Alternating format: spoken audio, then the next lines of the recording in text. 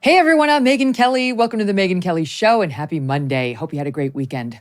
President Biden had a busy one, hanging out at the beach, not getting asked again about Hunter Biden or the White House cocaine on CNN. And now he's shuffling around, and I do mean shuffling, with King Charles overseas. It's tough being president when you work normally 10 to 2. Now you got to fly overseas and actually shake some hands. It's better than what our Treasury Secretary is doing, which is bowing to the Chinese over and over and over again, which is something we don't do, Janet Yellen. We don't do. As Americans, we stand upright. We don't bow to China. No diplomats are supposed to do it either. Check your little protocol booklet. You embarrassed yourself and the country. Meantime, the media continues their attacks on Casey DeSantis. Man, they are trying to demonize her, not to mention RFK Jr. Later, we will be joined by 2 health and wellness experts. But we begin today with 2 guys who are not exactly that. Stu Burguiere is host of Stu Does America on BlazeTV, and David Marcus is a columnist and author. Hey, subscribe to the show on YouTube and follow me on Facebook, Instagram, and Twitter. I always wanted to grow my own vegetable garden. And now I have a Lomi, and it has changed the way I think about food waste and gardening all in one. Listen up. Lomi transforms your garbage into gold at just the press of a little button. Lomi is a countertop electric composter that turns food scraps into dirt in under 4 hours. Now I love composting, and my kids love helping too. It's made cooking at home even more fun. There's no food rotting in the garbage, smelling up your kitchen. Thanks to Lomi, you only have to take out the trash, well, far less than you used to. You can turn that waste into nutrient-rich dirt that you can then feed to your plants out in your garden, or you can just put on your lawn. You can use it for anything you want to fertilize. All your food scraps, your plant clippings, and even those leftovers in the back of your fridge, they go into the garden after they go through your Lomi, helping grow more nutritious food right in your backyard. The circle of life. Whether you want to start making a positive environmental impact or you just want to grow a beautiful garden, Lomi is perfect. Head to lomi.com/MK. Use the promo code MK to get yourself $50 off your Lomi. That's $50 off when you head to lomi.com/MK. Use the promo code MK to get your discount at checkout. Turn your food waste into dirt with the press of a button with Lomi and use that code MK to save $50. Lomi.com/MK. Welcome back, guys. I shouldn't impugn you, Stu. I've never seen you sitting here smoking a cigarette on the air like my friend Dave, which is why I took a shot at his non-role as a health and wellness expert. I walk a lot, Megyn. Okay, good. You know, I think we're going to talk to our health and wellness experts about how even worse for you than smoking cigarettes is total social isolation. And while I've seen your tweets, Dave, and I feel like I know you well enough to know this is like sometimes something you complain about, you are beloved and you are all over the internet and Fox and so on. So I think hopefully you're making up for some of those cigarette deficiencies or dangers with your ubiquitous social presence. All right, guys. So can we just kick it off with Casey DeSantis? Because man, she is like, she gets the left to go, they hate her in a special way. It's almost coming at her more viciously than we saw with Melania, who didn't really say that much. They just hated her because she was Trump's wife. But Casey DeSantis hasn't said that much. She did appear in an ad, and maybe that's why they're really coming for her. I think we've got, do we have the ad for the Casey DeSantis ad? I thought we did. Yeah. All right, here we are, SOT 9. We've been told that we must deny truth, back down, and look the other way. But enough is enough. When you come after our kids, we fight back. Because there's nothing we won't do to protect our children. They're not yours. These are our kids. Our nation's children are all our children. We will not allow you to exploit their innocence to advance your agenda. We are no longer silent. We are united, and we have finally found our fighter. We're not going to let you impose an agenda on our kids. We're going to stand up for our kids. You do he did for us. It's a good ad. It's one of the best ads we've seen from Team DeSantis. And look, she puts herself out there, so in it comes. But my comment is just about this particular viciousness of the attacks against her. And before I toss it to you, I'll just give you one example. This is from, is it MSNBC? Yeah, it's MSNBC, which had a panel discussion. David Jolly is the one commentator. He was a former Republican up until a few minutes ago. And Tara Setmeyer, watch. For many, she's the brighter side to Florida's angry governor. For others, she's become America's Karen. And I think that's the ultimate disconnect here with a campaign that needs to embrace more constituencies to get to the White House. Look, she is a more effective messenger than Ron DeSantis. But if all she is doing is amplifying the wrong message, she's actually clarifying Ron DeSantis's weaknesses. As I like to say, it doesn't matter if it's presented in heels or boots. The DeSantis doctrine's a losing one. We're going to learn that the more Casey DeSantis gets out there. Tara, I think David's beaten you in terms of taking my breath away during a segment. But real quickly, because I do want to move on to Mike Pence for a hot second. America's Karen, David Jolly. Well, I called her this, Serena Waterford wannabe needs to cut it out. We see you. So there's all kinds of names for her. She needs to stop trying to measure the great drapes in the White House and think that she's some kind of Jackie O reincarnate. Okay, Serena Waterford, for those who aren't familiar with Handmaid's Tale, is the main lead character. She's married to the abusive husband and forcing the handmaid to bear the husband's fruit, and she's a crazy lunatic.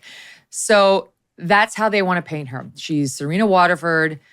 She's America's Karen, as Jonathan Capehart just laps it up, Stu. Absolutely loves every moment of it. Of course. And it's just so shocking to watch this. I don't know. Maybe I'm in a different world. I don't know. We're going to have a back and forth in the primary between Trump and DeSantis and all these other people, and that'll all be sorted out over time. But when you watch the mainstream media talk about this, they turn Casey DeSantis into this horrible figure. I will say, my wife watched this ad, and my wife was literally audibly cheering it on as it was going.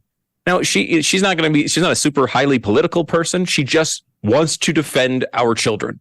And I think that is the reaction you get from that from a lot of people. Of course, politics plays into this, and everyone's going to analyze this. And I don't know if anyone on MSNBC actually believes the things that they're even saying. They're just going to try to trash whoever they think is going to beat Joe Biden, whoever else is running on the left.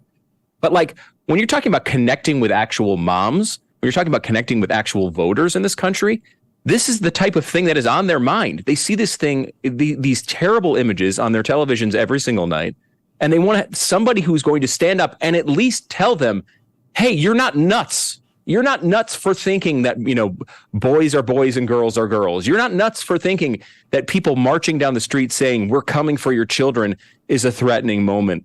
You're not nuts for thinking your kids should be allowed to go to school and hang out with their friends instead of being locked up behind masks and Zoom calls. These are things that American voters relate to very closely, and they make Ron DeSantis out to be like he's the worst politician of all time. He went from winning by 0.4 points in his state to 20. Now, he might not be able to beat the former president of the United States. I mean, that's a very difficult task. But they make him out to be this terrible politician who can't relate to anyone. Casey DeSantis, they're mocking her appearance on Twitter right now. I mean, they've gone nuts, and I don't think there's any path back for them. What are they saying about her appearance on Twitter? There's nothing to mock. She's stunning. She's beautiful. I mean, look, this is not my take, obviously, but they're trending right now is Eddie Munster, and there's a photo where they're putting Eddie Munster's photo next to Casey DeSantis because I guess she had some eyebrow. I don't know if it's doctored or what. They're trying to make her look like these people are disgusting. Again, there might be things to criticize about Casey DeSantis. I don't know her that well, but I don't think her appearance is one of the things. There was also some consternation about the fact that she wore high heels on grass, which I don't know if you know about this, Stu, or Megyn. I didn't know that was something one was not supposed to do, but apparently I don't think it's a faux pas so much as just difficult. It's annoying. Right. You just keep sinking into it. I found it to be very nice when I wear high heels on grass. I think it's very, very comfortable. As long as we'll get to that segment later. All right. We'll get to that My segment apologies, later, Dave. Miss Netherlands.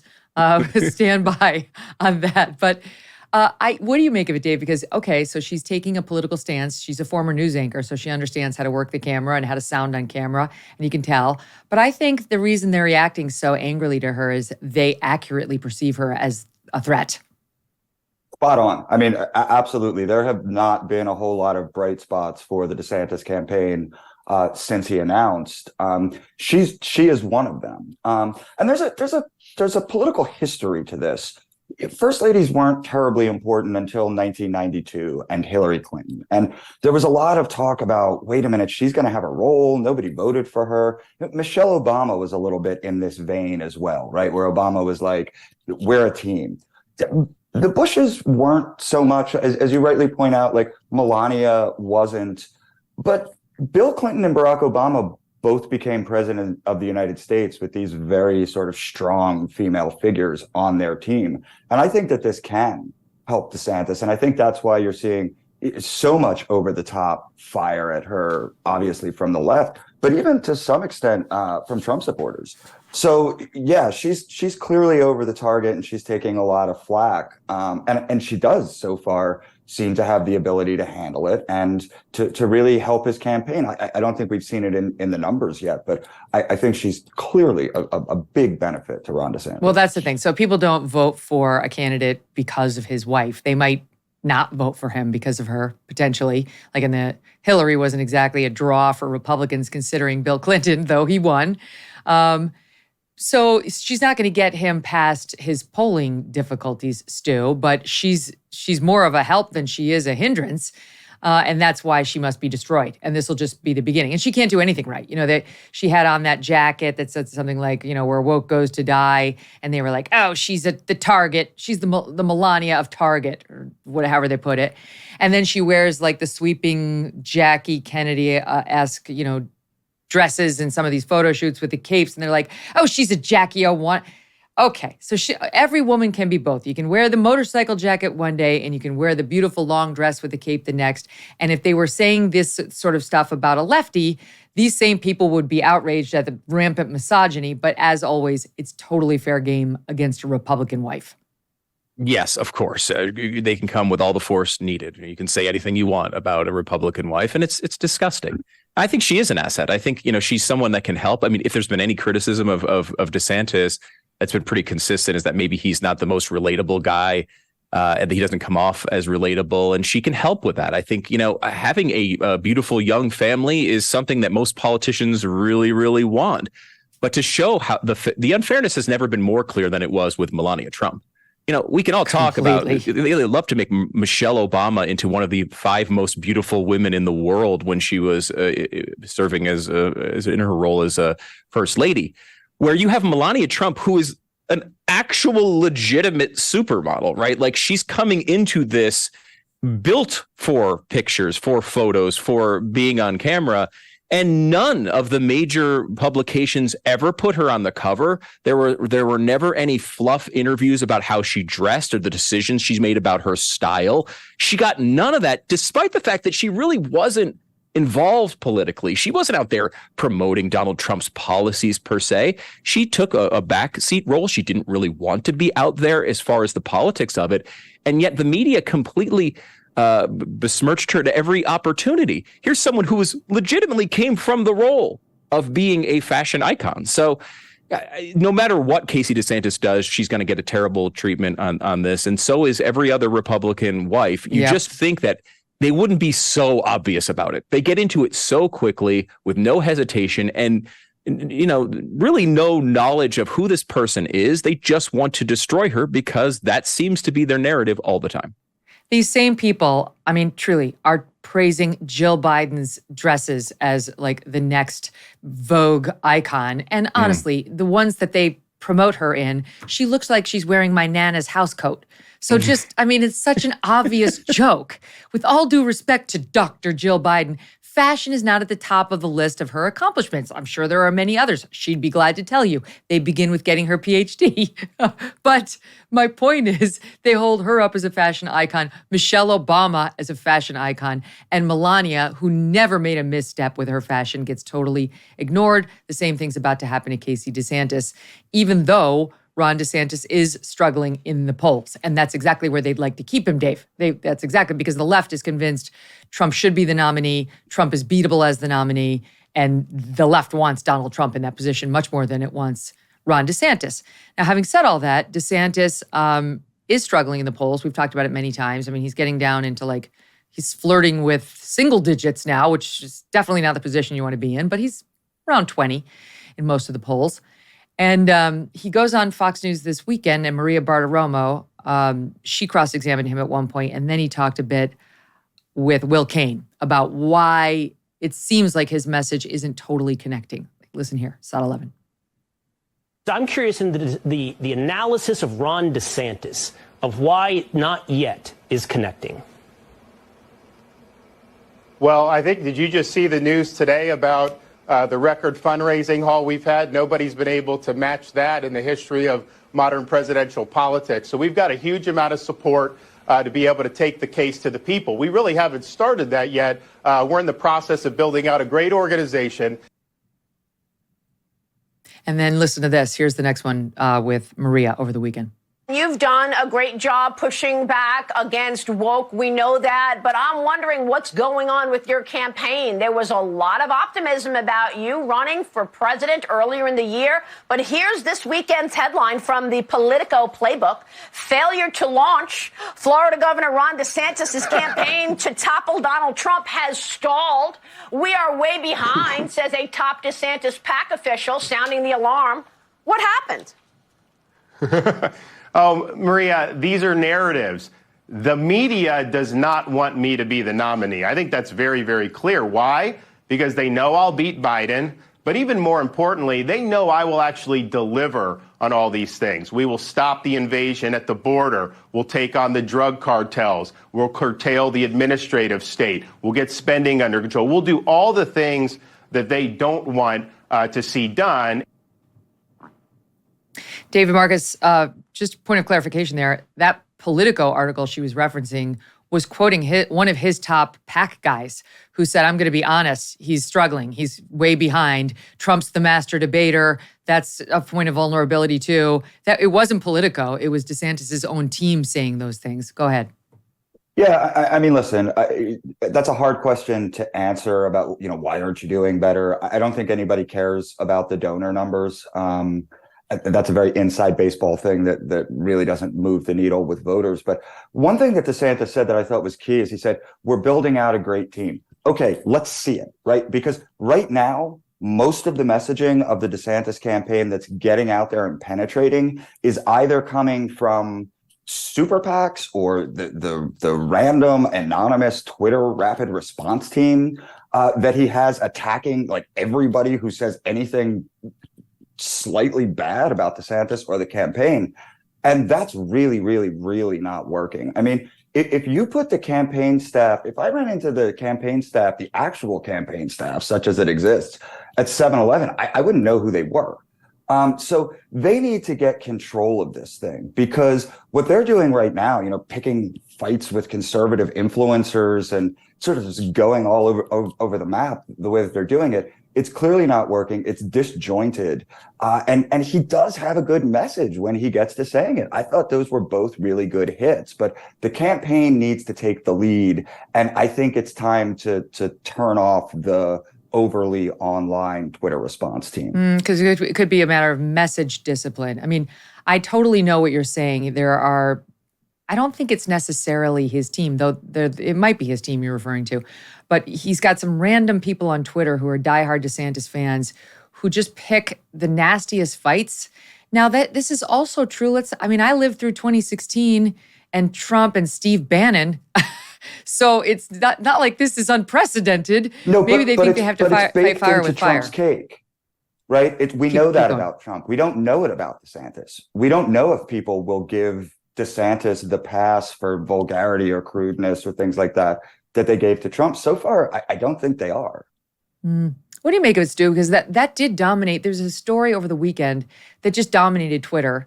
And we all know Twitter's not real life, but it was a little odd. Like his team's messaging on Twitter, they do seem to have very thin skin and be pushed off message very easily. You know, that instead of seeing their message pushed all weekend, I saw some fight they were having with Tim Pool. That's who I think Dave is mentioning when he suggests conservative commentator who they're fighting with over a 9-second clip of Tim's of it was like one of the Pride marches where people are saying we're coming for your children, and they used it in a campaign ad, which is not unusual. And at the end of the ad, it said, paid for by Ron DeSantis. Then Tim Pool started saying, you didn't pay for it. That's a lie.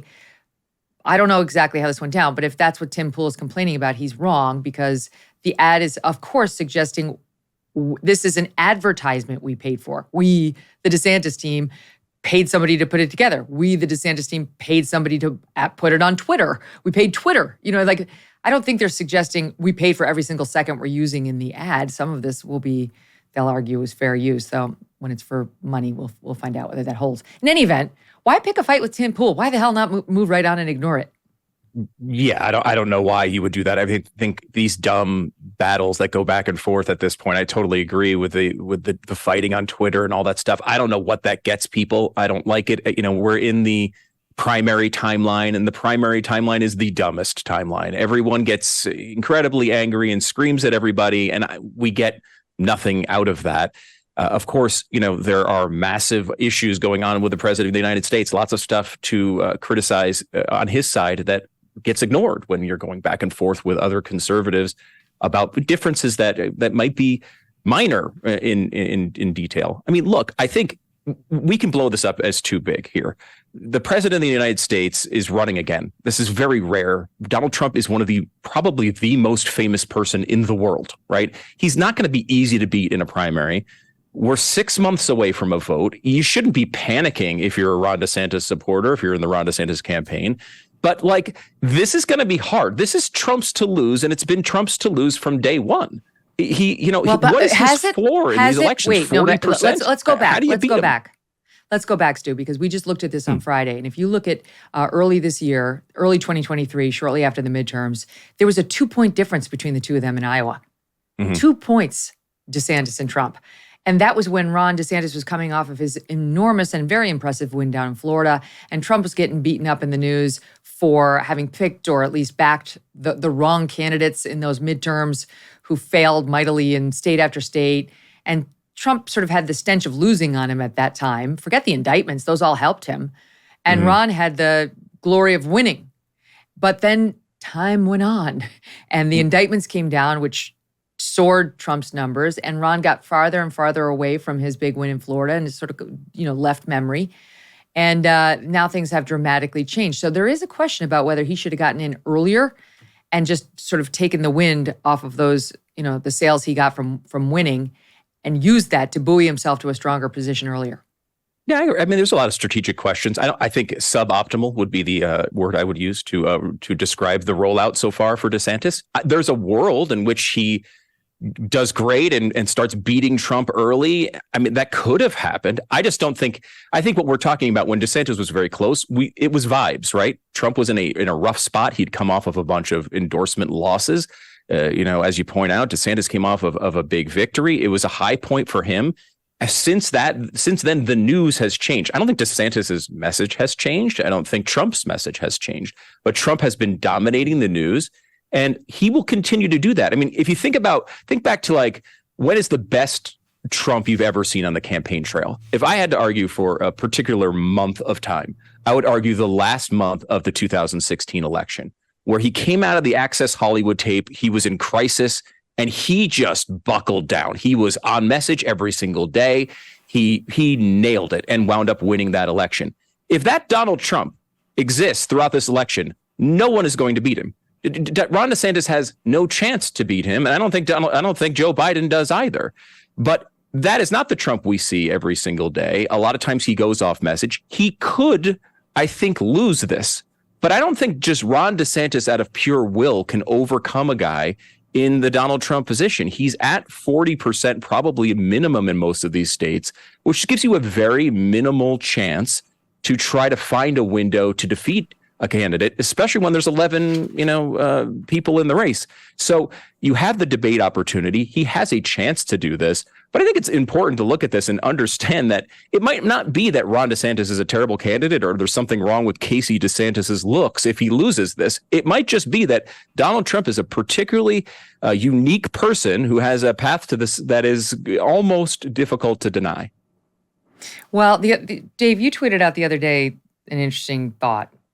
Quote, "What I keep coming up against is that Trump can win the nomination without a single current DeSantis supporter.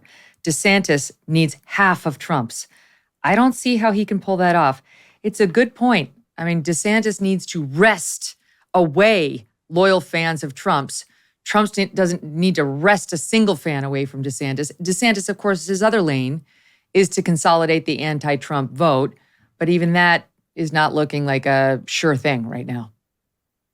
Yeah, I mean, that would be a disaster. I saw Alyssa Farah yesterday tweeted something about the only way that you beat Trump is you have to go after him. You have to attack him and call him a liar. And then she cited as her examples of people who are doing a good job of this as Chris Christie and Asa Hutchinson and Will Hurd. And it's like, my God, combined, they're at 3% in the polls. Like, what are you talking about? Do what they're doing. Do that. No, this is the problem in a nutshell, right? This is a very difficult needle to thread for DeSantis because he can't just come out and say Donald Trump was a bad president. He's on the record saying that Donald Trump was a good president. So what he's got to do, there's an analogy that I use. It's a biblical analogy. You'll forgive me for comparing Donald Trump to Moses, but Moses brought the Israelites out of slavery with Pharaoh and brought them to Mount Sinai. But because he broke the tablets of the law, he wasn't allowed to go to the promised land, right? Joshua had to take the Israelites to the promised land. DeSantis needs to be Joshua. And the answer isn't to take the Israelites back to Pharaoh, back to the rhino establishment or whatever you call it. The answer is to make the positive case to voters that I love what Trump wants America to be. I want America to be that too. And I have the unique skill set to actually make it happen this time. Okay, but wait, but let me challenge you on that. It's the only path I see. So, but here's the thing. I think that's generally DeSantis's thought too. And if you look at how he's done the media over the past 4 months or so, he's been going to Trump-friendly media. He has definitely 100% been trying to get in front of media that Trump supporters watch. And it hasn't worked. It hasn't worked. So he's got to come up with some sort of a different plan. And he's not bashing Trump. He hasn't been over the past month more so. But in most of that time, he hasn't been bashing Trump. He's been saying nice things about Trump and trying to focus his criticism on the left. It hasn't worked. The Trump fan base they remain where they've always been. So it must be extremely frustrating for him, right? Because it's like now he's going to try bashing Trump. I don't know that moves the needle either. To Stu's point, how the hell are you going to get around the former president of the United States who's still got a second term available potentially to him? Yeah, Megyn, I think, though, one thing that the DeSantis team should probably think about is I don't think DeSantis is going to win tons and tons of voters over by going to conservative shows and making his case. That will help him with donors. If he's doing very well there, it'll help at some level. But what would excite, I think, the Republican base are the very viral moments that we've seen from DeSantis before when he's going after reporters and people on the other side. Put yourself in the firing line a little bit. Take the hits from people on CNN and then slam them and beat them. He's shown he's very, very good at this. Do that more and people will remember it. That's a great point. We never see him doing that. We used to see that all the time down at the Florida state level when he was fighting over COVID. And it's one of the reasons he became a star. And now, Dave, he's on with all these conservative commentators, friendly commentators who barely challenge him. And the viewers, the Republican base comes to those exchanges already hating the liberal media, right? It's like he goes in, at least with his base, with an advantage. And he should be begging for them to take unfair shots at him because he's A, brilliant, and B, he actually is adept at fighting. But we have not seen that over the past several months. Yeah, and Stu's right. I mean, we absolutely should. You know, I last weekend I covered the Moms for Liberty event where both Trump and DeSantis spoke, and you know, the people that I spoke to there, they want someone who's going to fight for them, and that's what everybody thinks of Trump as. And DeSantis is so well positioned, specifically on those issues that moms are worried about, to go on MSNBC and have those fights. And even if he gets dinged every now and again, people are going to love that. And people will start to feel about DeSantis the way they feel about Trump, which is he's fighting for me. He's my man in the arena. So I think that's fantastic advice. I think he should be all over the left. I think kind of doing what RFK Jr. is doing on the right. You know, RFK Jr. will go onto more right-leaning and conservative places, and it makes a splash, and people read about it, and they're interested in it. So, yeah, I think that's something that they could start doing very quickly that would be very, very effective.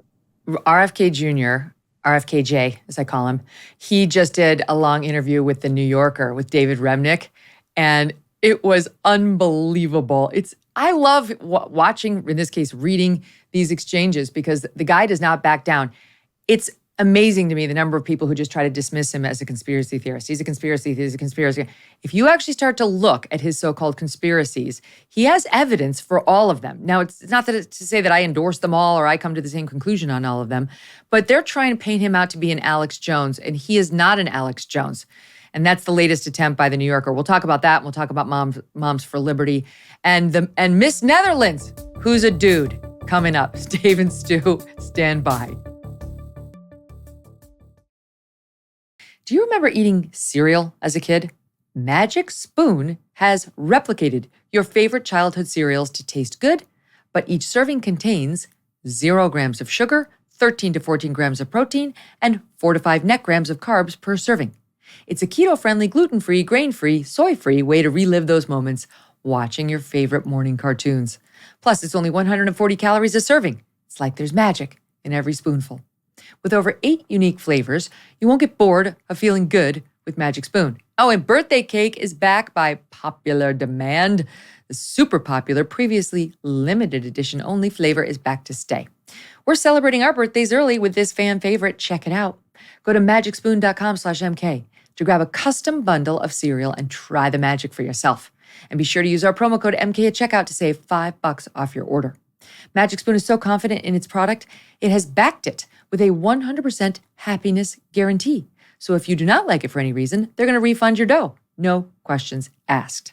Get your next delicious bowl of guilt-free cereal at magicspoon.com/MK and use that code MK to save $5.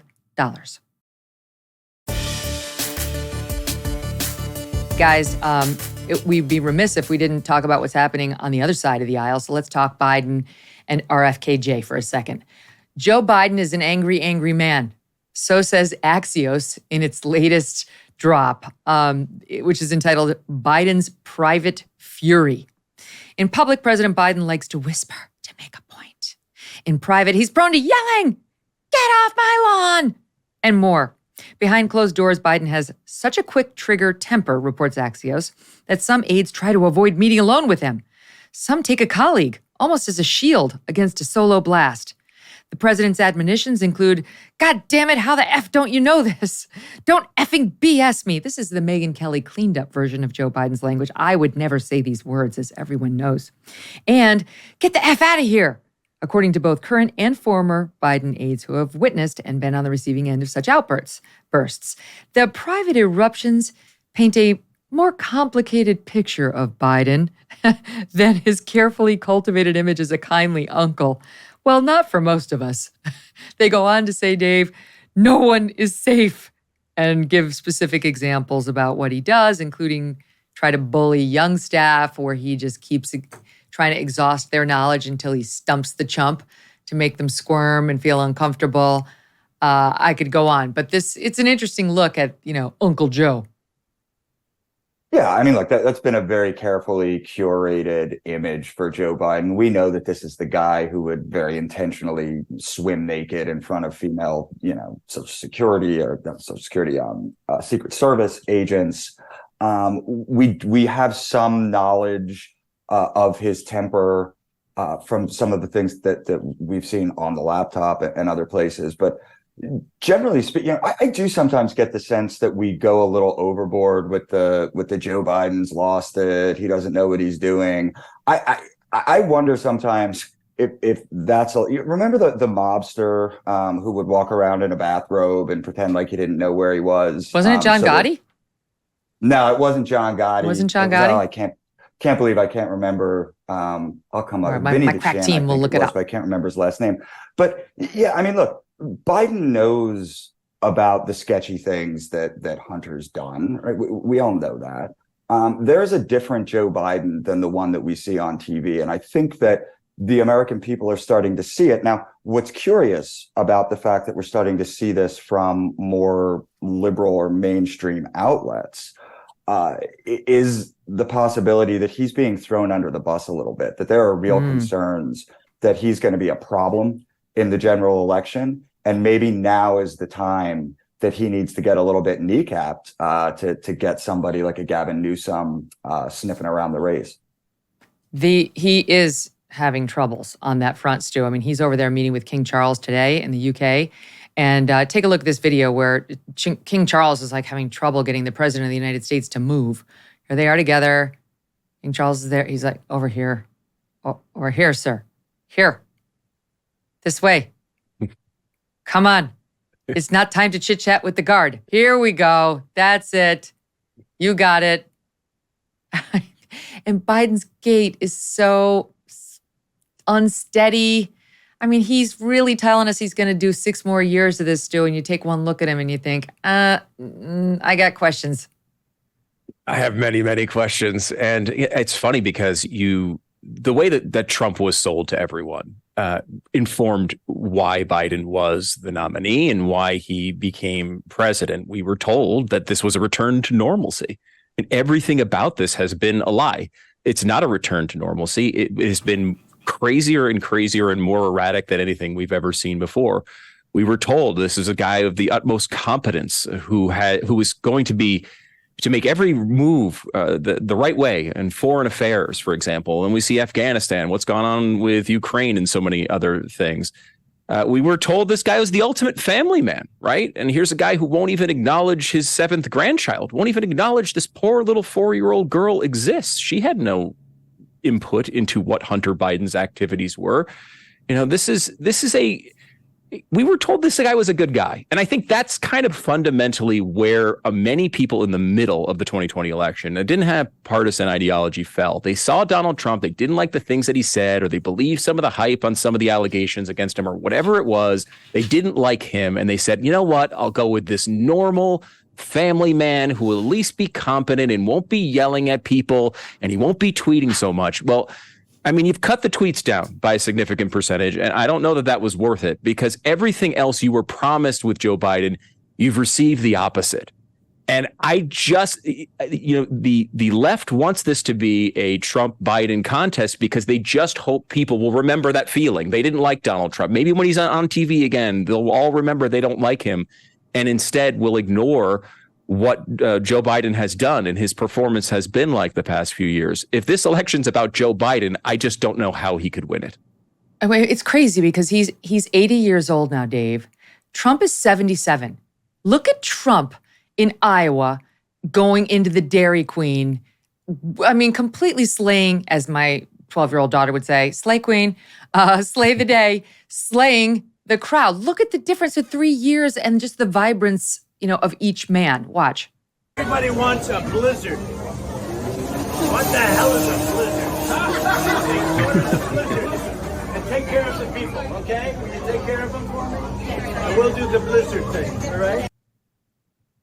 Just so funny. And then he hands out the blizzards. And then let's not forget what happened when he went in front of the UFC to watch a match the other day. Watch this.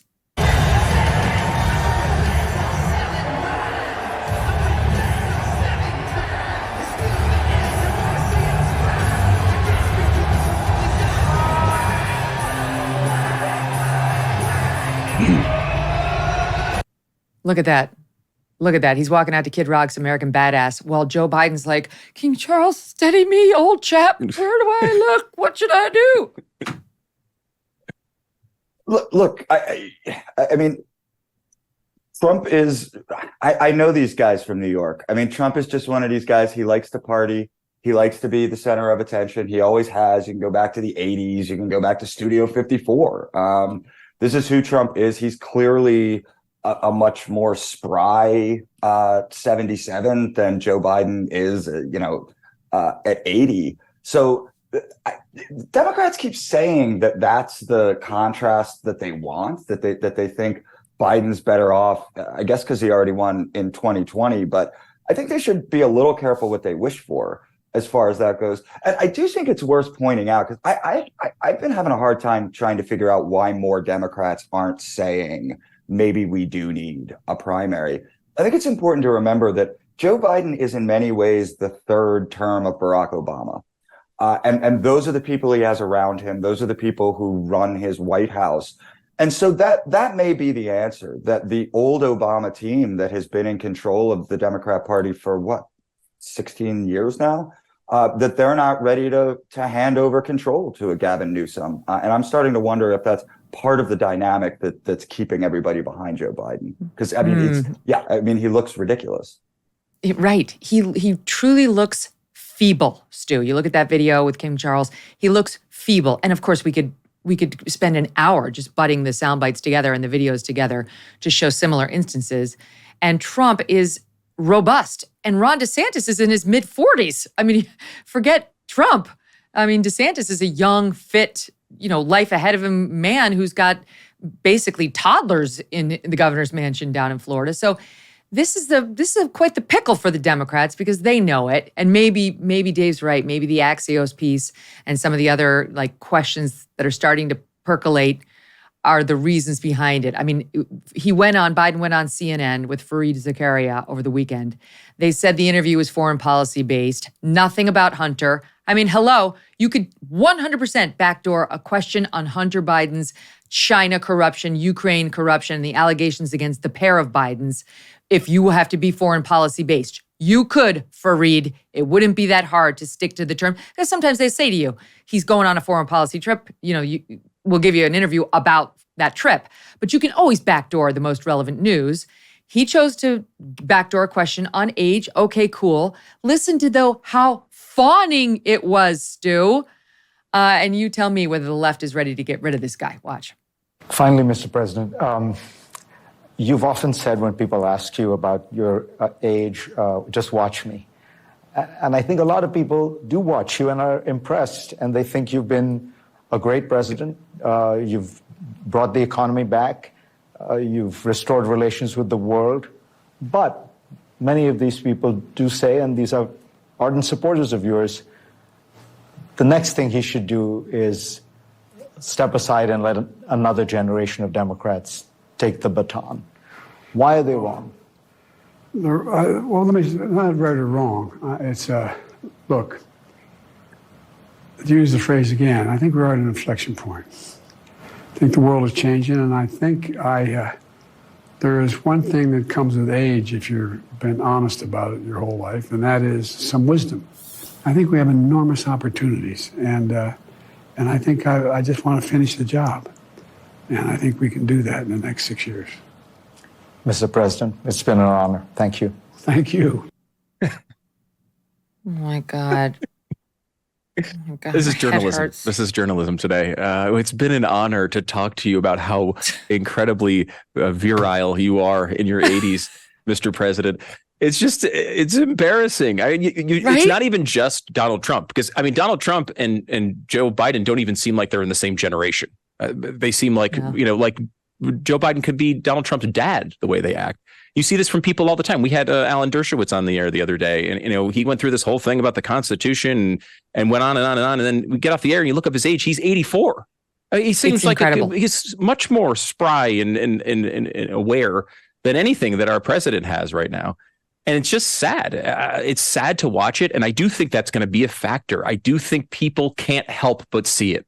That's the thing. When you in politics, you can talk about policies, you can talk about all these distinctions, but there are certain things that people can't help themselves but see.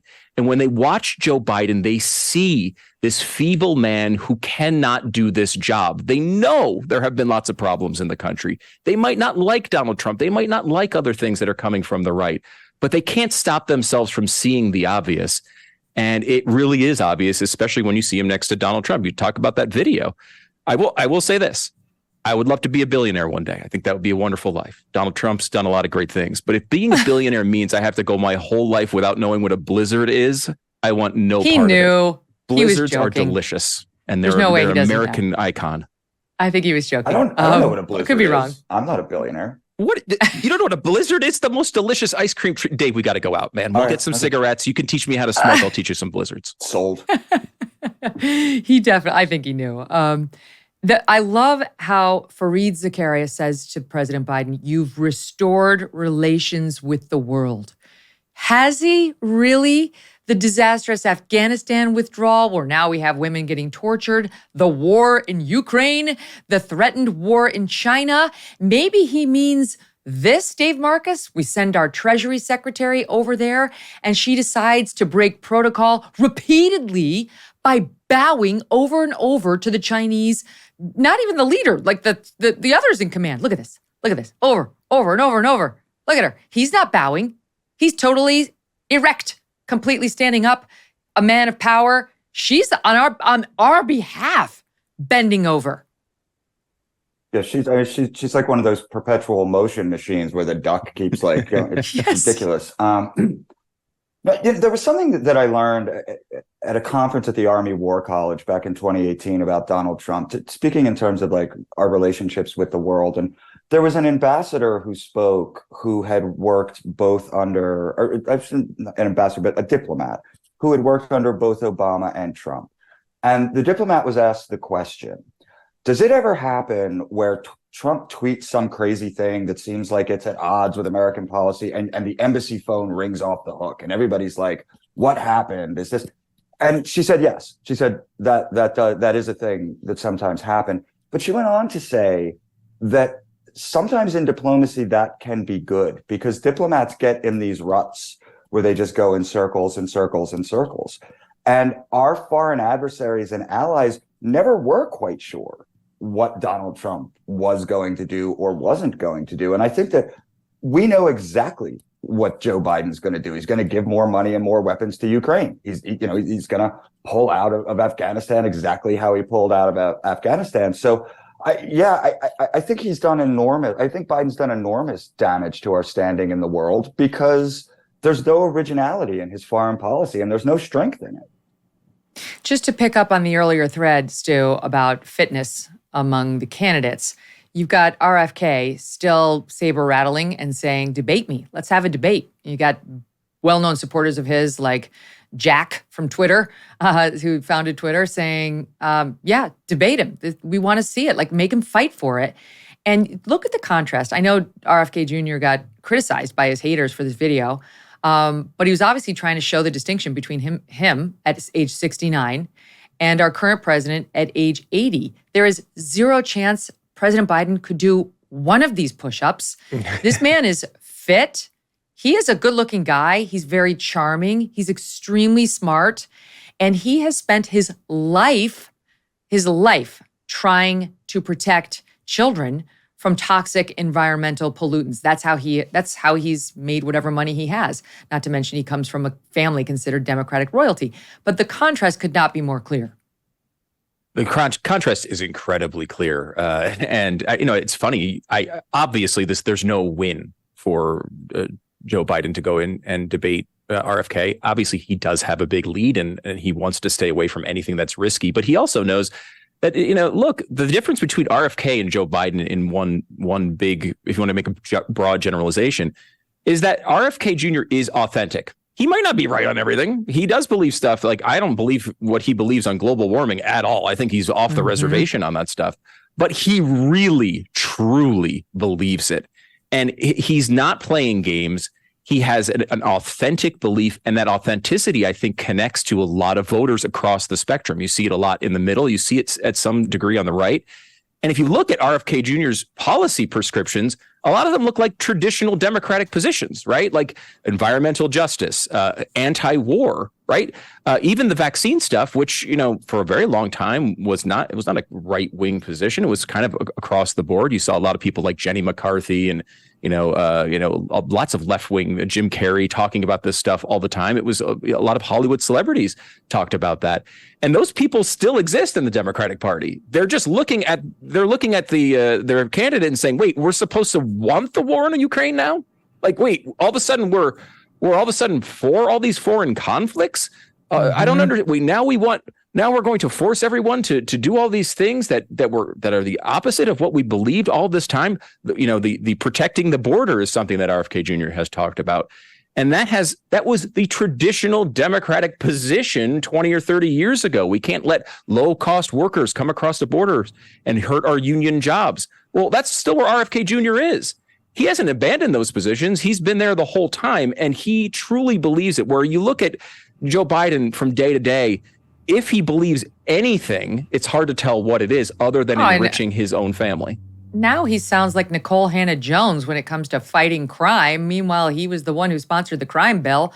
It's ridiculous. And RFK Jr., I mean, you can go back and look at his positions, but I agree with you. He's, in another way, very skeptical of the security state, which used to be a Democratic position, no longer. Guys, stand by. They stay with me. They'll be back in 2 minutes.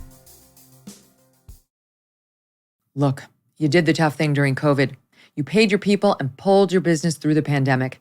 And now doing the tough thing could qualify you for up to $26,000 per employee at covidtaxrelief.org. Government funds are available to reward companies with 2 or more employees who stayed open during COVID.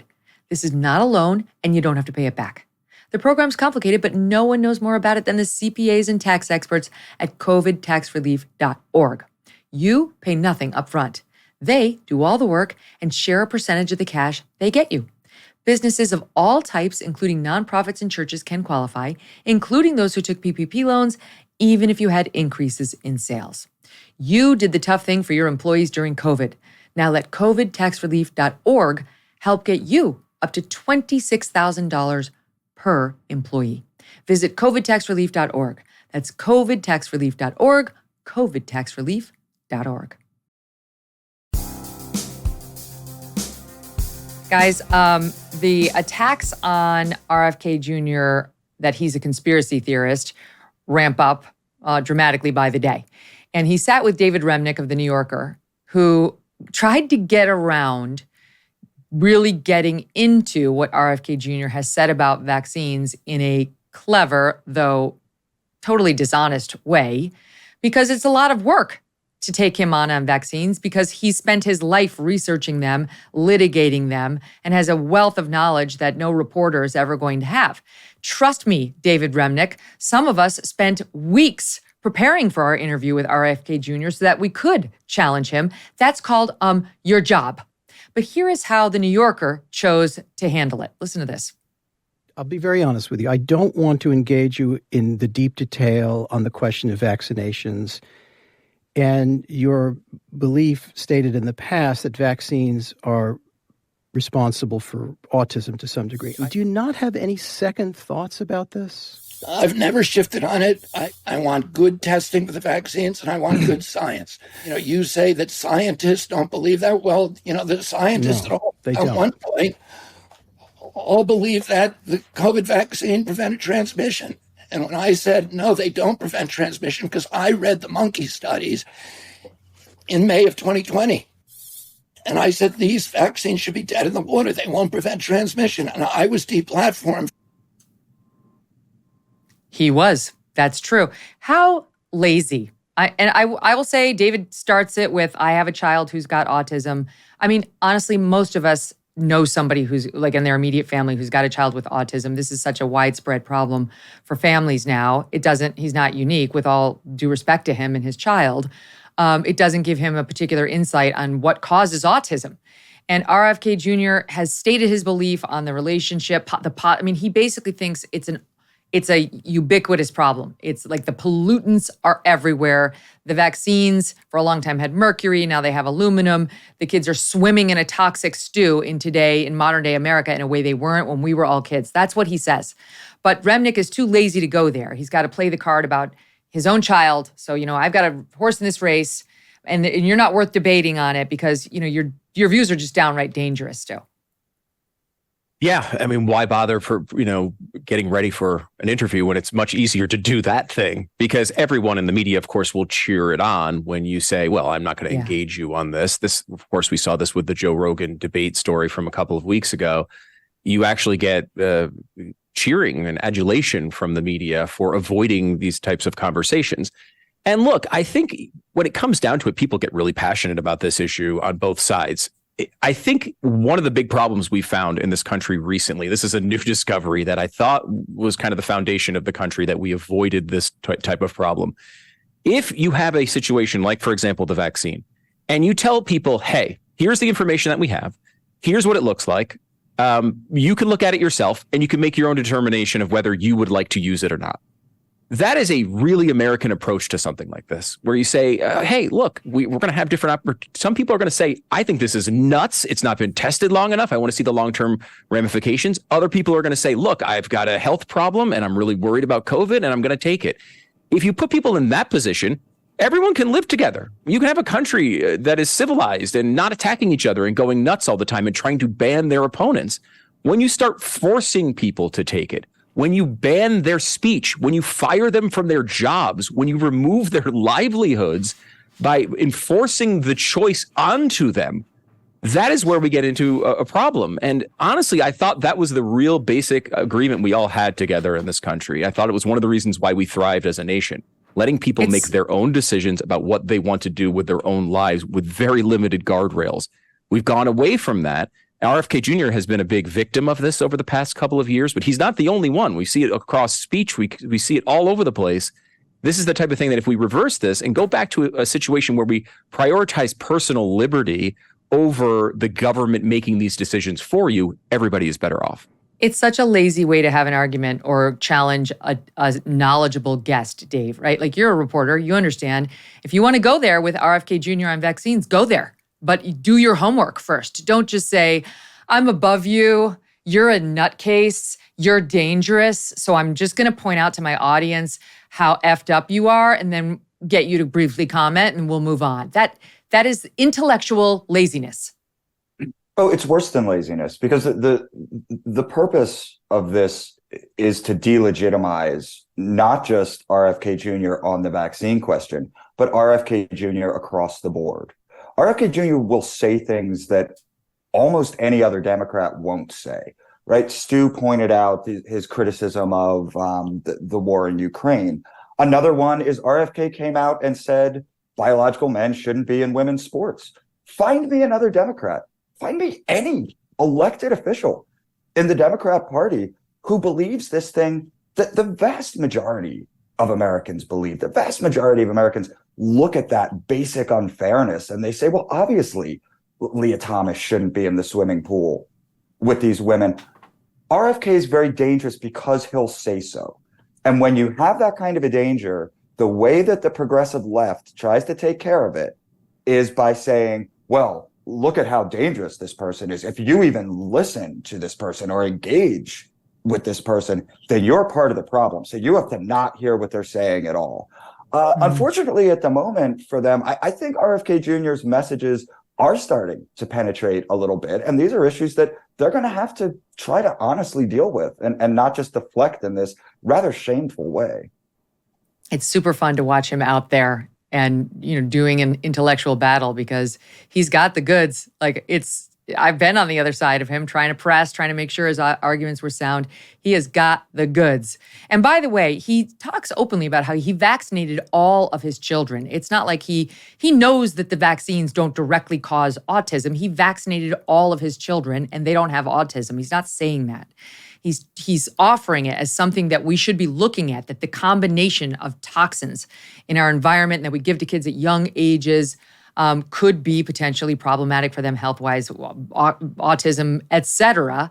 And so it's a much more nuanced message than the media would have us believe.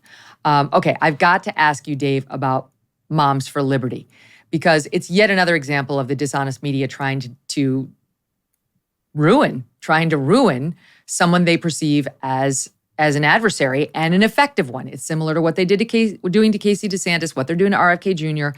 I love Moms for Liberty. It was founded by two moms down in Orlando, Tiffany Justice. She invited me to go to, I think it was either their first or their second ever conference. And I went because I believed in their mission, even though they were just getting started. And I continue to believe in their mission. Now they're huge. And you've got all sorts of hit pieces on them, including the Southern Poverty Law Center calling them an extremist group. Media Matters for America has been all over them, attacking her for serving almond milk at the convention. Tiffany tweeted out, "I'm lactose intolerant. Does that make me a lib?" Okay, that's fine. But what do you make of what happened down there and the media reaction to it? It was in Philadelphia, the conference. The Media Matters thing was really remarkable because they sent, along with a couple other outlets did this too, but they sent a reporter undercover. When I went and covered it with a media credential and sort of played by the rules. Media Matters says, we'll send an undercover agent. We'll find the dark underbelly of this, white supremacist organ. And they found none of it. I mean, they found nothing. And that's why the author spent 2,000 words writing about the food, literally. One of the most telling aspects of covering this was when I went out into the protests, right? And the hardcore protesters you can't talk to. They don't want a conversation. But no. I did find this one older guy, maybe mid to late 60s. I put this in my column. I said to him, he's holding a sign. It says, "Moms for Liberty are fascists." And I said, okay, introduce myself. I'm here with Fox. Well, why do you think they're fascists? And he looked at me and he said, you should really ask my wife, who's over with the main body there, because she's a librarian. And I said, well, okay, but you're calling these people fascists. Shouldn't you know why? And he said, again, you really need to ask my wife. That's what they're up against. And, I asked some of the moms, I said, does it hurt when these people in person, not on Twitter, these people are shouting at you, calling you a Nazi and a white supremacist? And most of them said, no, it's water off a duck's back. Who cares what they say?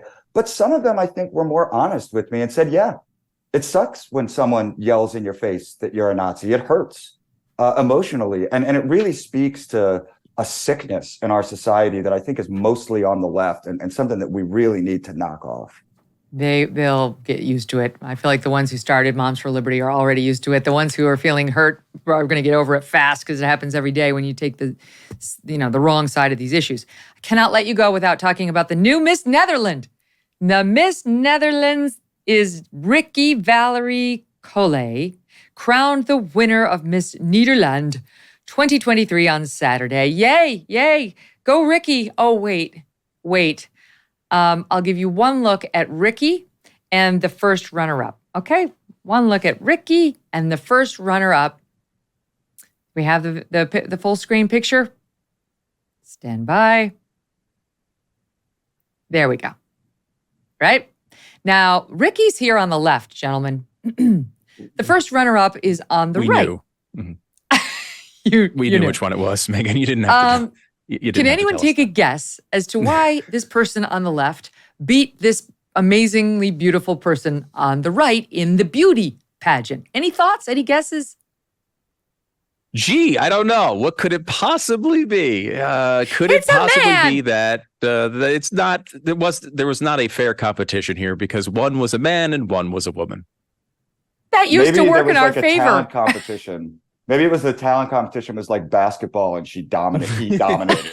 Maybe that's, I don't know. Was there a powerlifting segment? Yeah, maybe that's what I mean. Feats of strength, right? Yeah. That would give you an advantage, I think. It's like there isn't a woman's space that people like Ricky don't want to take over. That would have been a nice spot for an actual woman to win in, to compete in, to potentially advance in. You could win Miss Universe, opens up all sorts of opportunity. And now you have men coming in saying, I want it. I want it for me. And as my friends Carrie and Britt would say, no. It's a no. It's a hard no. Hard no. Former beauty pageants themselves. Is this the future of women's beauty pageants, Dave Marcus? Yeah. I mean, the immediate future, yeah. I mean, of course it is. Are we going to break out of this spell at some point in the more distant future? I sure hope so. But yeah, I mean, for now, you're going to continue to see this. It's crazy. I don't know. It's an obvious affirmative action case I mean, there's zero chance that Ricky won because Ricky was the most beautiful person at the pageant. Hello, I just proved it. And it's a beauty contest. It is a pure beauty contest. This is absolutely outrageous. He shouldn't have been allowed in. And the first runner-up should be advanced. Here's the perfect comment that Ricky posted about it. I did it. It's unreal. Correct. Well said, Ricky. I gotta go, guys. Great to see you. Thank you, Megyn. Thank you. We'll do it again soon. Coming up, 2 authors and experts who have a very clear piece of advice for you on how to address your health and well-being. I love they're just few nuggets for you to do if you only have 20 minutes a day to focus on your health. They'll just give you the super quick nuggets that you can take away. Jillian Michaels recommended this pair to us. You're going to love them. Stand by.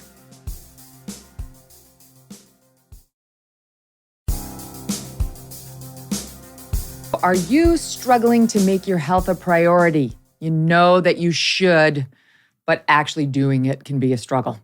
Do you think it's too overwhelming? Are you too tired? Is it too time-consuming? Hello, I hear you.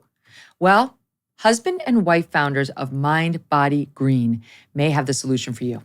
Colleen and Jason Wachob have cut through the health noise and have written a book that makes getting healthy accessible and genuinely enjoyable.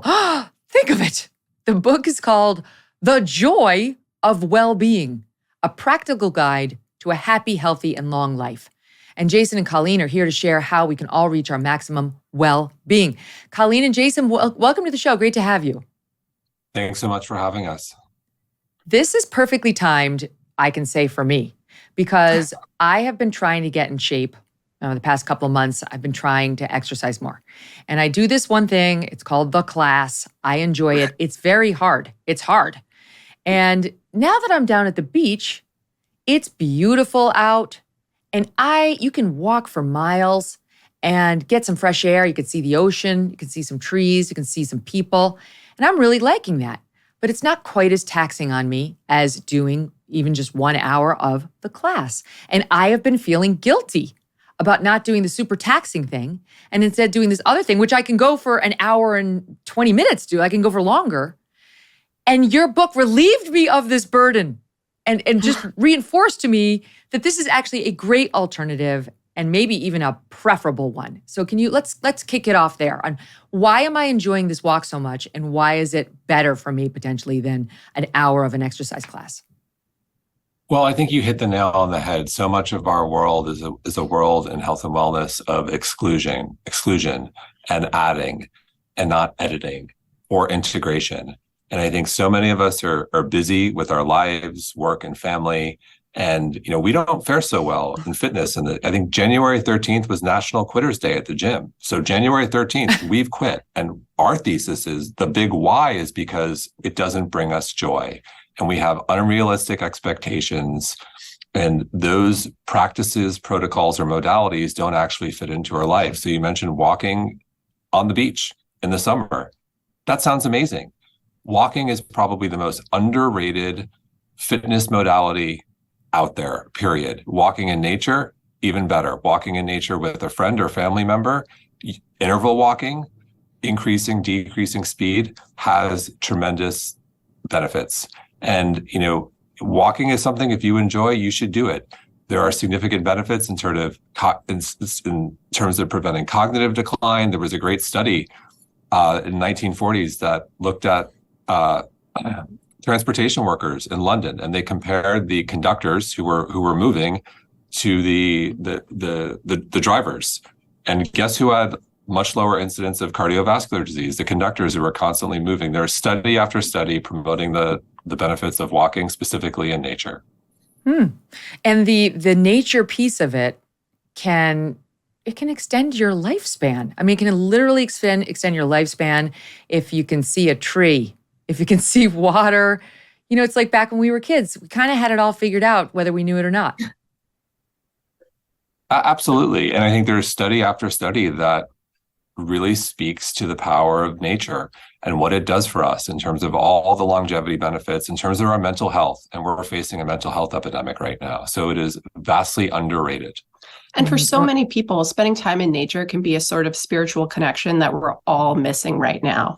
And one of our favorite experts within the field, Dr. Lisa Miller, has some, really incredible research that girls who grow up with a high connection to spirituality are 80% more protected against depression. And it's not just during childhood, it's throughout their entire lives. And what I love about Dr. Miller's language is she has such a generous definition of spirituality. It's not the, woo-woo stuff that we all might frown our eyes on. It can be organized religion. It can be spending time in nature. It can be volunteering. It's really just this connection to something bigger than ourselves that we are all looking for right now. And what's that even better so huge. is the science promotes this idea that it's protective during one's entire lifetime. It's not exclusive to childhood or a certain period of time. So it really makes the case, given the mental health epidemic, to focus on spirituality as something being protective against our mental health and depression. And we're doing exactly the opposite, of course. We're trying to push spirituality, yes, and also religion out of the public square. We discourage it. The country's getting less and less spiritual instead of more and more, creating a vacuum that we fill with other unhealthy things, whether it's drinking or radical ideologies. It could be any of these things. Absolutely. And we see some of this, tribalism play out even within the health and wellness space. 10, 20 years ago, I wouldn't have thought there would be so much anger within this space. But as people move away from organized religions, they're putting that same fervor, they're putting that same passion towards their health and wellness ideologies, which is why we're not really able to have a civil discourse around simple questions like, what's the right diet for me? And instead of being open to science and open to new ideas, we found that people are extraordinarily inflexible. And the one thing we recommend is that the only thing to be rigid about is being flexible. Right. And I definitely want to talk about food, but let's stay on exercise since I kicked it off there. Because you two have your own stories about how you made a reference to it a second ago, how you used to approach this issue until injury and just the realities of that kind of dedication caught up with you. Can you talk a little bit about that? Yeah, so for me specifically, I almost had back surgery, and it started my journey and ended up the big part of the story of why I founded mindbodygreen. I had an old college basketball injury, and I was running another startup that wasn't doing so well, and I flew over 100,000 miles domestic in 1 year. You can't see from the camera, or our listeners can't tell, I'm 6'7". So me in a coach seat is not good for me or the person in front of me. Wow. It turns out that the basketball injury combined with stress and flying, I had 2 extruded discs to my lower back, pressing on my sciatic nerve, the classic L4, L5, S1. I couldn't walk. My right leg was like a lightning rod. Excruciating, and walking brings me tremendous joy.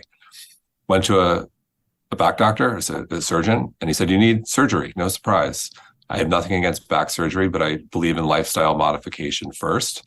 And the success rates with back surgery aren't good. So I sought a second opinion. That doctor said the same thing. He said, you need back surgery. And it was almost like an afterthought. He said, you know what, maybe some yoga or therapy could help. Colleen and I were dating at the time. She had a yoga practice. So I said, all right, I'll try it. And a little bit of yoga, 5 to 10 minutes in the morning and evening, I started to feel better. And over the course of 6 months, I completely healed. And the yoga was a big part of it. It wasn't the only part. I changed my diet. I went from a guy who consumed way too much meat and alcohol, so much so my face is on the wall of the Palm Steakhouse in Midtown Manhattan next to Joe Namath and Adam Sandler. Still eat meat, but not as much. Make sure it's grass-fed. Probably more about the martinis back then. But started to evolve diet, started to look at stress, sleep, the environment, all the toxins, forever chemicals are in the news, unfortunately, again, with the tap water. It's really unfortunate. Oh, it's like 80% of our tap water has forever chemicals in it. Keep going. Yeah, terrible. Half the tap water in America. And it was very clear to me that true well-being was this blend of mental, physical, spiritual, emotional, and environmental well-being. They were all connected. One word, mind, body, green. And so that was a big part of my healing journey. And it's evolved to my focus is on longevity today. I'm 48 years old. Men in my family have a terrible track record here. My father died of heart disease at 47. Both grandfathers died early as well. One 49 heart disease, the other 44 cancer. And so we have 2 little girls, age 6 and 4. I want to be around for a long time. And this is my passion. And what's been so exciting about the science is so much of it points to practices, protocols and modifications that are low cost or zero cost and require minimal time and effort. Amen. And that's exciting because the big objection to our world, the health and wellness world, is I don't have the time, I don't have the resources. Well, there's good news. There's so much you can do if you have minimal time or minimal resources. And it doesn't have to be as complicated as you think it is. You know, you say like, oh, eat keto. It's like, oh my God, my eyes glaze over. I don't know how to do that. I don't know if I have the time to even find out. So you have practical recommendations along this front. I want to tell you something. I wanted to tell the audience this and I just haven't had the chance, but my back was really starting to hurt me recently because thanks to my exercise class, it turns out I may have been overdoing it a little. And so I said to Abby, my assistant, I'm like, can you get me in to see this guy? Because my primary care physician gave me a name. Well, it's a long story, but the long story short is it took me about 45 minutes into the visit to realize I was at a chiropractor. I thought I was going to see an orthopedic doctor. I'm like, oh, you're a chiropractor? I'm at a chiropractor's office? Okay, great. Anyway, I don't need surgery. I have a disc that's kind of getting pushed back, you know, but it's not like out and it could get pushed back in. And he was explaining to me that the devil in back care is this: rounded shoulders forward, how so many office people sit every day, right? And he said, you need to sit, you know, shoulders back. It's basically like, I mean, forgive me, but my son gave me this model. He said he thinks of it sometimes. It's almost like you picture lasers coming out of your breasts or your chest if you're a man. Yeah. Like, you know, you're kind of, but it helps. Shoulders back, lasers out. And he said if you can walk around like that for 90% of your day, your back is going to get better. You're not going to need surgery. I can give you some exercise to do as well. And I said, well, it really hurts the muscles in my upper back when I do that for too long. And he's like, yep, it's going to hurt for like a month. And then it's not going to hurt anymore. And oh my God, he was right. The upper back no longer hurts when I'm sitting up perfectly with great posture. And the lower back is getting better. No surgery, no interventions, just an honest guy who was like, stop rounding your back so much. He even said, just final pro tip, I'm like, what about reading in bed? Because I'm all rounded. He said, my wife, not him, but he said, my wife is so vigilant about this.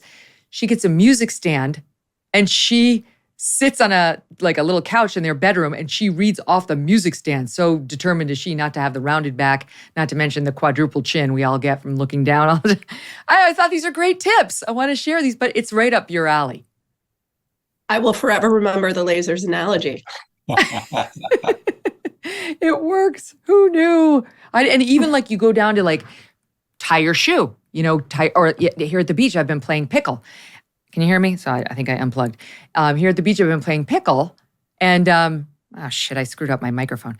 I screwed up something. Anyway, and there, you know, I just go straight down. I look like if I had back surgery, but I go straight down to pick up the ball. Anyway, it's making a big difference. Let's get back to the exercise plan.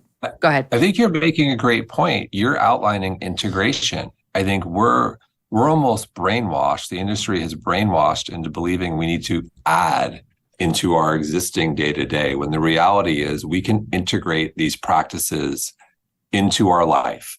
So whether that's taking a walking call, whether that is doing some push-ups and sit-ups when you've got 10 minutes, it is possible to take these little micro moments. They add up during the day. You don't have to do much, whether it's taking the stairs. We have a personal rule, less than 5 flights, we take the stairs. There's a lot of talk about zone 2 training, about the cardiovascular benefits. You don't have to go out and do a fancy VO2 max test. Your audience is probably like, what the hell is that? To get an understanding of how to get in zone 2. Zone 2 is essentially being able to hold a conversation, but being slightly out of breath. You can do that on the stairs. You can do that with a fast-paced walk. The benefits are unbelievable, and you can figure out how to integrate that into your existing day. I will tell you on my fast walk that I like, I'll walk 3 blocks and then I'll do like a light jog for 3 blocks and then I'll walk 3 blocks. And at first I was kind of ashamed to go from the run, not a run, but a jog back into the walk. You know, you don't want people to see you. You feel like you're a quitter. Now I wear it loud and proud. I'm like, this is my interval training. This makes this whole thing possible for me because I could never go for just a straight jog. I just don't have the knees or the back for it.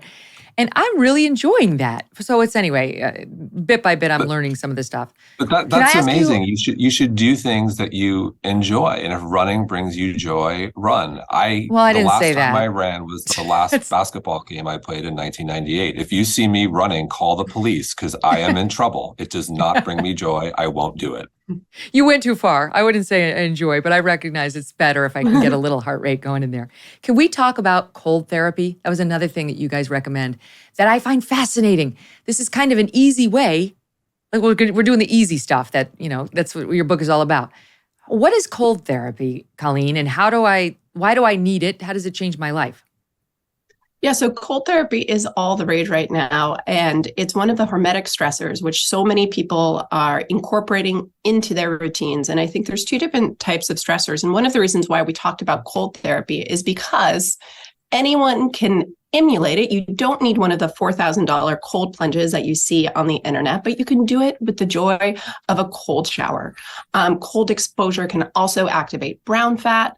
There's lots of great science behind it, and people with brown fat had a lower incidence of type 2 diabetes, lower incidence of brown fat? Abnormal cholesterol, and a lower risk of coronary artery disease, hypertension, and congenital heart failure. One of the things we are also super transparent about in this book is that we do not do cold therapy. We acknowledge that there is a ton of amazing science, but it is something that does not bring us joy. I have Raynaud's. I get really cold. I will literally start to shrivel and my body will turn purple. So we do a lot of things, but I think at the end of the day, we all have to be adults. We have to take responsibility, be the CEOs of our own health and well-being, and understand what are going to be the needle movers for us on our own journeys. But I like the thing about the shower because I don't want to get into an Arctic, pit of water from the snow. But I have heard, and occasionally will do, the hot shower, and just for the last 60 seconds, you turn it cold. And I'm in there like, but you come out feeling like you had a cup of coffee. You feel invigorated. Do you get any benefit from that? Is that enough? You do. And I think our view is everything counts to some degree. And I think with cold, if it's 30 seconds or a minute, you're going to get some benefit. And you do start to have diminishing returns if you try to overdo it. Okay. All right. Well, this is good to know. So I like that. That's a good, you don't have to go to, the mountains. You can do it in your shower in the morning. How about that? The other super easy thing, and I've been thinking about it all morning, is breathing through your nose. This is probably one of our favorites. And we started the book with breath, primarily due to, I had a pulmonary embolism over 10 years ago when I had literally showers of clots in my lungs. And it was the first time in my life that I really thought about one of the most basic things we do, which is breathe. We breathe 17,000 to 30,000 times a day. And more than half of the population is breathing all wrong. If you're not sure if you're breathing wrong, if you snore, it's probably a sign that something's off. So there's about 50 to 80% of adults that exhibit what we call dysfunctional breathing habits. Anxiety, allergies, sleep apnea. And, the key you really hit on is breathing through your nose or nostril breathing. There's a ton of health benefits to it in terms of filtering out the bad stuff, increasing CO2 tolerance. As someone who runs high in anxiety, I like it because breathing through your nose activates the parasympathetic or the rest and digest system. So you are instantaneously ushering in a really welcome sense of calm. And we respond to tools that can be used IRL. So not the tools necessarily that you do before work or after work in elaborate morning routines that so many of us just don't have the time for, but what you can actually do when you're in the middle of a stressful meeting, when you're driving and, someone cuts you off, is just to instantly start breathing through your nose. You can practice when you're doing the dishes so that you can build your way up to being able to breathe through your nose and nostril breathing at night. And it actually does have something to do with all the filter that the air has to go through, like your nose hairs. But even beyond your nose hairs, stuff happens in the back there that will filter the air before it gets to your lungs in a way that's not going to happen if you mouth breathe. Absolutely. It filters out bad stuff like bacteria and viruses. So it's just a good idea across the spectrum of health to mental health. So fascinating. Who knew? And again, we'll get to food, but the other thing that's great, and I mentioned it right off the top of the show with our pal David Marcus, is socialization. Socialization. It's crazy how beneficial this is. Jason, you can truly extend your lifespan. It's worse for you to be lonely than it is to be a big boozer, a big smoker, or even obese. Yeah, this is such a huge one, given the state of the country we're in right now. 24% of young adults under the age of 30 suffer high levels of loneliness. 1 in 7 men don't have a single friend. 1 in 10 women don't have a single friend. 20, and if you think about, okay, so why does this matter? In terms of increasing one's odds of premature mortality, lacking social connection is slightly worse than smoking 15 cigarettes a day. Being lonely is twice as worse as having 6 drinks a day. That's 42 drinks a week. 3 times as worse as being physically inactive, 4 times as worse as being obese. One study, researchers even found that those who were socially isolated were 45% more likely to get sick with a common cold. And so, look, nutrition and exercise are paramount. We should always be talking about them, but we need to talk more about connection, specifically because of the loneliness epidemic and the mental health epidemic. We all need IRL connection. And you know what? There was a 2019 study out of Cigna. This is pre-pandemic that said only half of Americans were having meaningful daily face-to-face social interactions. God knows what that looks like in 2023. Scary. There are so many nutrition and fitness influencers in the health and well-being space, and we want to create a resurgence of social connection influencers, inspiring people to get together IRL, because not all connection is created equal. So if you are texting someone and thinking, oh, I've got a friends, I've got a network, I've got a community, it literally does not have the same impact on oxytocin, the love hormone, or in terms of decreasing your cortisol levels as it would if you had the tender touch of a friend or a loved one who was nearby and who was able to comfort you when you're in the midst of hard times. And as we look now with such a scary mental health crisis, 60% of high school girls dealing with, some sort of depression, we really need to draw upon these tools and to help teach everyone how to better weather the inevitable ups and downs that life entails. You say pick up the phone. It can be phone. Phone's better than text.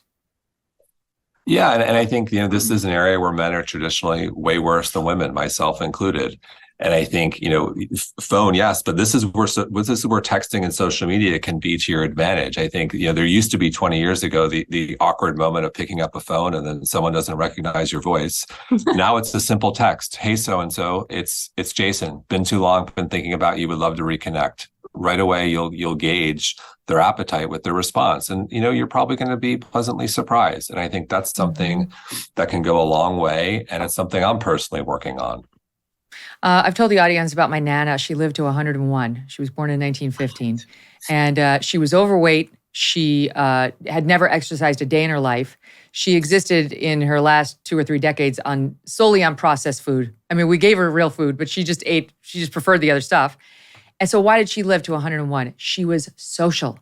She lived on her own all the way through 100. She walked up and down the hall. She chatted with everybody. She was hilarious. And I'm telling you, I'm convinced that this is why she lived as long as she did. Well, I think you're onto something. And in the book, we talk about the Rosetto study, which we discovered in the process of researching and writing the book. And Rosetto was this small town in rural Pennsylvania in the 1950s. And this is when heart disease arrives in America, but not in Rosetto. The rate of heart attacks in people over 65 was half that of the nation. Men under 55, no heart attacks. So they said, what's going on in Rosetto? They seem to be immune to heart disease. Well, they were smoking, they were drinking, they were eating lots of pasta and meatballs. This makes no sense. Pretty much any wellness expert you'd ever have on your show would say, do not do these things. And so when they took a deeper look, Rosetto had incredibly strong social connections. Multi-generational living was extraordinarily common. The drinking, the smoking, and the meatballs was in the context of parties, parades, enjoying wine and food with family and friends.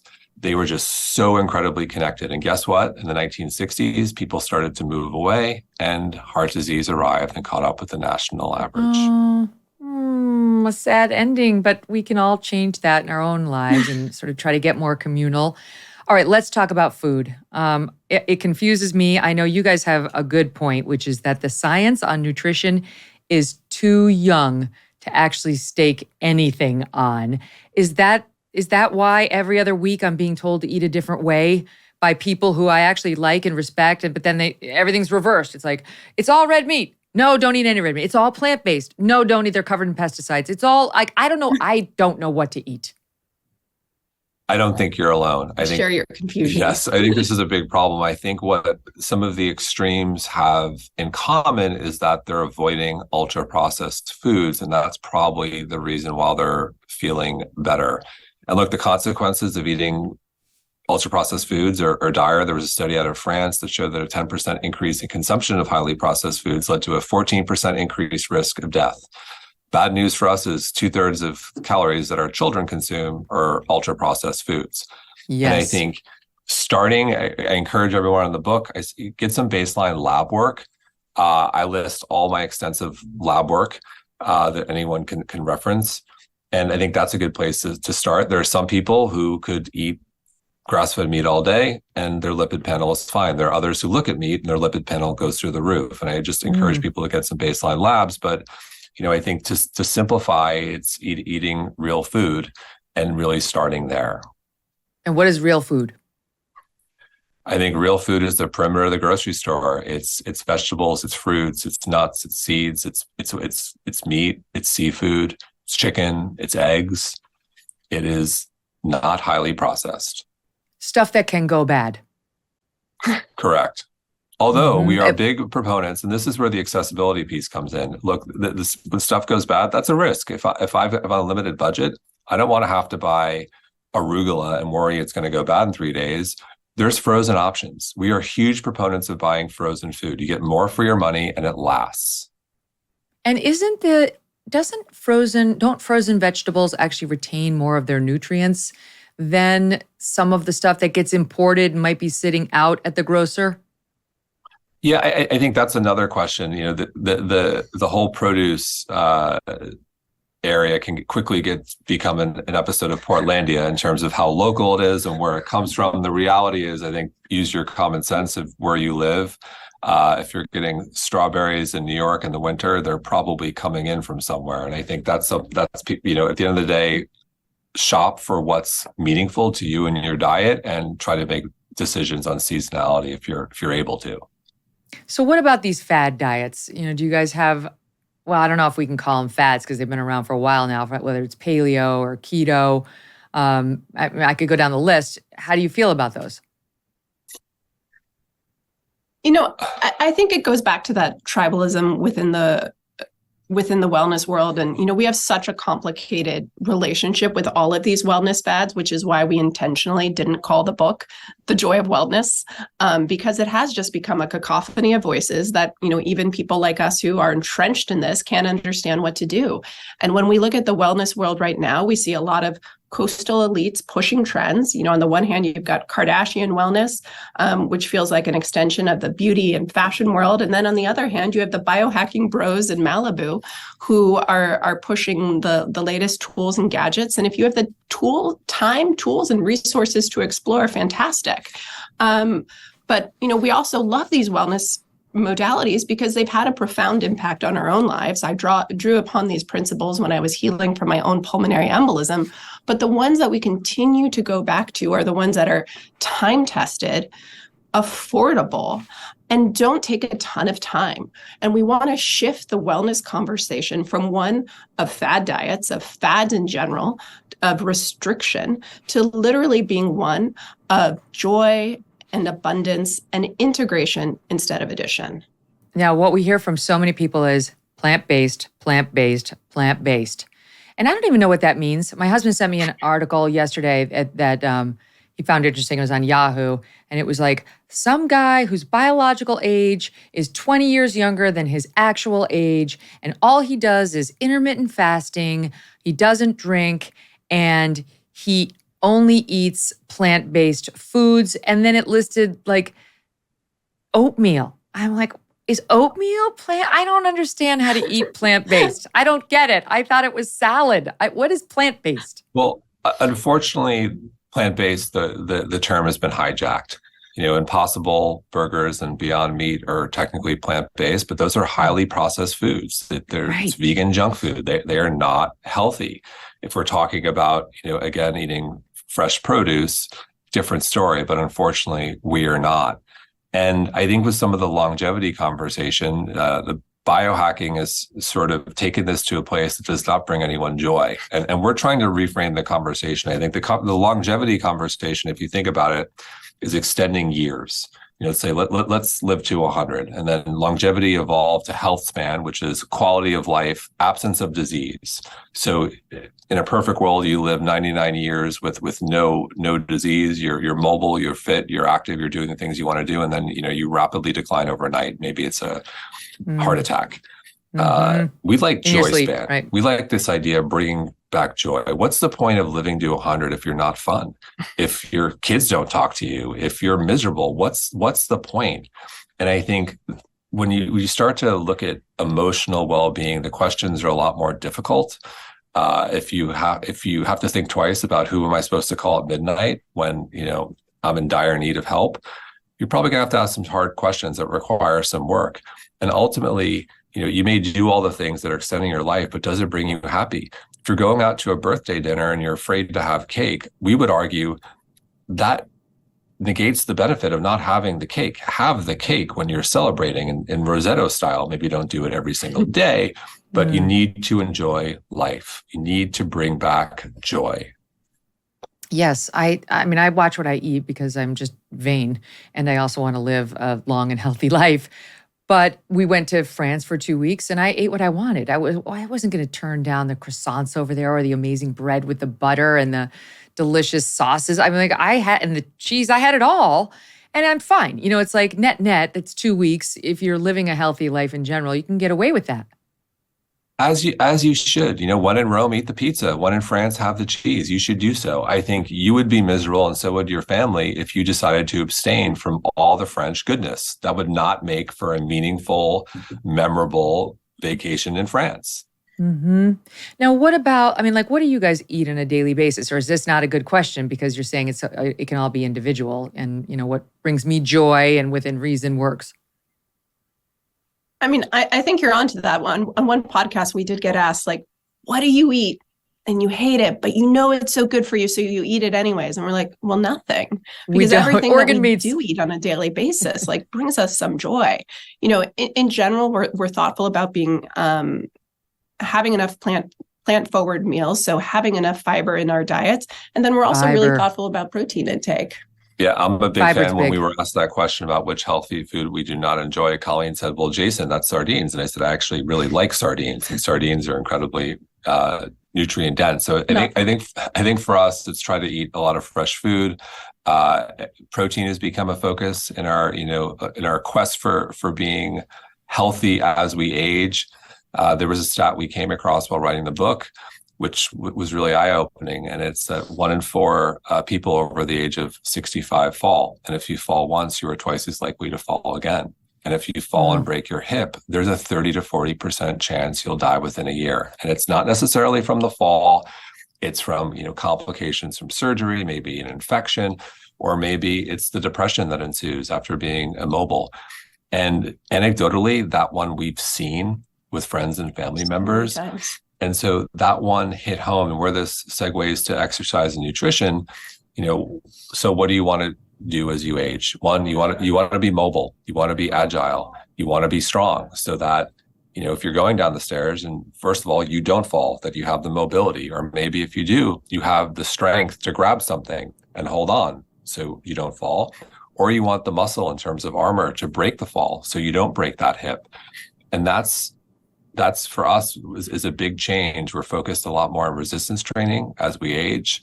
And that means also upping our protein intake to make sure we maintain and build lean muscle mass. And it's a protective factor. We are in Miami, so, we like going to the gym here, but it's really for longevity. Can I just say one other point on this? When I turned 50, I'm 52 now, my doctor said, you got to go for a bone density test. It was just an x-ray where they took a look at my bones. And I had actual osteoporosis, not just osteoporia, whatever the thing is I had some of that too. But in some places, my body actual osteoporosis, but I had to get a shot once a month for 12 months. Insurance covered it. And then you have to take an oral medication for 2 years thereafter. It's completely reversed it. I no longer have osteoporosis. I would never have known that if I didn't have a great doctor. It's two-tiered medicine. We all know that. But I want the listeners to know, get a bone density test. Because if you have one of these issues, it is solvable. My endocrinologist said, this is what I love about being an endocrinologist. You can solve everything. And so here I am at 52, much healthier in the bone department than I was at 50. Though I'm shorter. Colleen and Jason, thank you so much for writing this book. I want everybody to go out there and buy it. It's called The Joy of Well-Being. Well worth your time. All the best to you two. Thank you. Thank you so much. And don't forget to our audience to join us tomorrow because we're going to have our pals from the Fifth Column. They've got different views about RFK Jr, and we'll get into those as well.